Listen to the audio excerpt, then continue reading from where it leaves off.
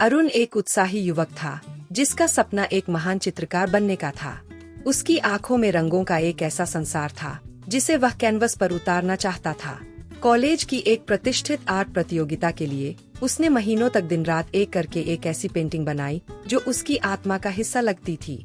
यह एक बूढ़े आदमी का चित्र था जिसकी आंखों में पूरी जिंदगी की कहानी कैद थी। जब प्रतियोगिता का दिन आया तो अरुण अपनी कृति को लेकर बेहद उत्साहित था, लेकिन नतीजे आए तो उसका नाम कहीं नहीं था। एक और छात्रा ने अमूर्त एब्स्ट्रैक्ट कला की एक पेंटिंग से पहला पुरस्कार जीता था। अरुण के लिए यह एक भारी झटका था। उसने अपनी पेंटिंग को कोने में फेंक दिया और अपने सारे ब्रश और रंगों को एक बक्से में बंद कर दिया। उसने यह मान लिया कि उसमें वास्तविक प्रतिभा की कमी है। उसने चित्रकारी छोड़ दी और एक साधारण सी नौकरी कर ली। महीनों बीत गए। एक दिन उसके पुराने आर्ट टीचर मिस्टर वर्मा उससे मिलने आए। उन्होंने कोने में पड़ी धूल खा रही उस पेंटिंग को देखा। उन्होंने उसे उठाया और ध्यान से देखा। तुमने इसे छुपाया क्यों? मिस्टर वर्मा ने पूछा। क्योंकि यह अच्छी नहीं है, अरुण ने कड़वाहट से कहा। इसने कुछ नहीं जीता। क्या एक रेस में हार जाना किसी धावक को धीमा बना देता है? मिस्टर वर्मा ने शांति से कहा। एक प्रतियोगिता कुछ जजों की राय होती है उस दिन। यह तुम्हारी प्रतिभा का अंतिम फैसला नहीं है। तुम्हारी इस पेंटिंग में एक आत्मा है अरुण, इसे देखो। ये आंखें, ये जीवन की कहानी कहती है। कोई पुरस्कार इसकी कीमत नहीं चुका सकता।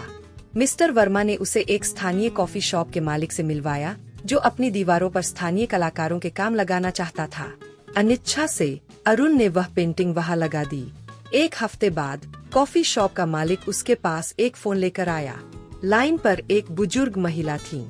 उसकी आवाज भावुक हो रही थी। उसने अरुण की पेंटिंग देखी थी।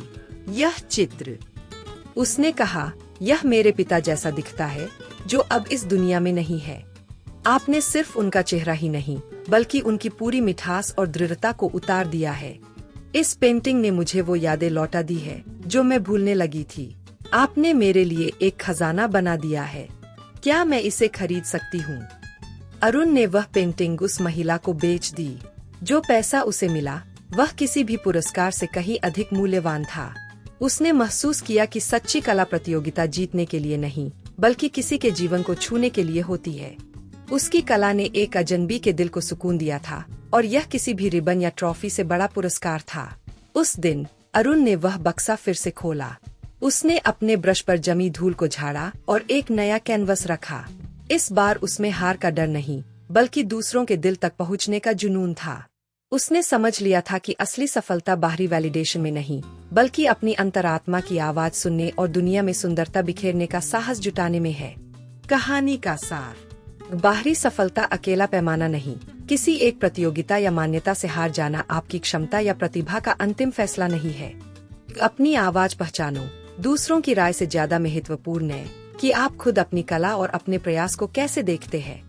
वास्तविक प्रभाव, सच्ची सार्थकता किसी के जीवन को सकारात्मक रूप से छूने में होती है, चाहे वह कितनी भी छोटी क्यों न हो। जंगल जंगल बात चली है, पता चला है।